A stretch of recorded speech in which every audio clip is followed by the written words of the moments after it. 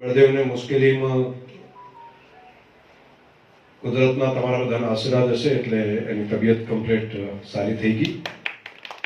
એનો આત્મવિશ્વાસ પણ હતો અને પહેલા દિવસે ઘરના બધા થોડા મને ઘણા બધા કહે કે આ તમારે સાથે ડ્રાઈવર હોય છતાં તમે આટલી આત્મીયતા કેમ રાખો છો? મને કહે છે હું આગેવાનો પણ વડીલો છે બધાના માટે કહીશ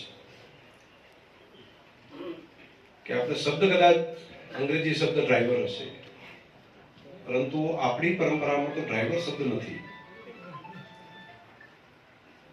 એ તો પરિવારનો સભ્ય હોય છે અને પરિવારમાં પણ સૌથી વધારે મારા જેવા તો કોઈ સાથે રહેતા હોય ને તો હું ગાડીમાં રહેતો હોઉં છું. મારો સૌથી મોટા ભાગનો સમય જે જીવનનો ગયો એ ગાડીમાં ગયો. એટલે ગાડીમાં તો પોતાનું જીવન પણ પોતાના પાયલોટના હાથમાં હોય છે અને રાતના સમયે પણ તમે ટ્રાવેલિંગ કરતા હોય અને એ ટાઈમે પણ તમે ઊંઘ લઈ શકો એ તો કેવડો મોટો ભરોસો હોય કે રાત્રે પણ તમે ઊંઘ લઈ શકો. એટલે ભગવાન કૃષ્ણને એટલા માટે મહાભારતમાં અર્જુને વિચાર આવ્યો કે ભાઈ એમના સારથી કોણ બનશે?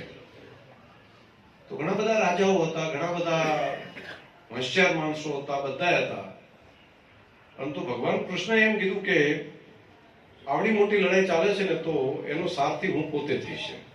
એટલે કોણ? ભગવાન કૃષ્ણ, યોગેશ્વર કૃષ્ણ પોતે કોના સારથી બન્યા મહાભારતની લડાઈમાં?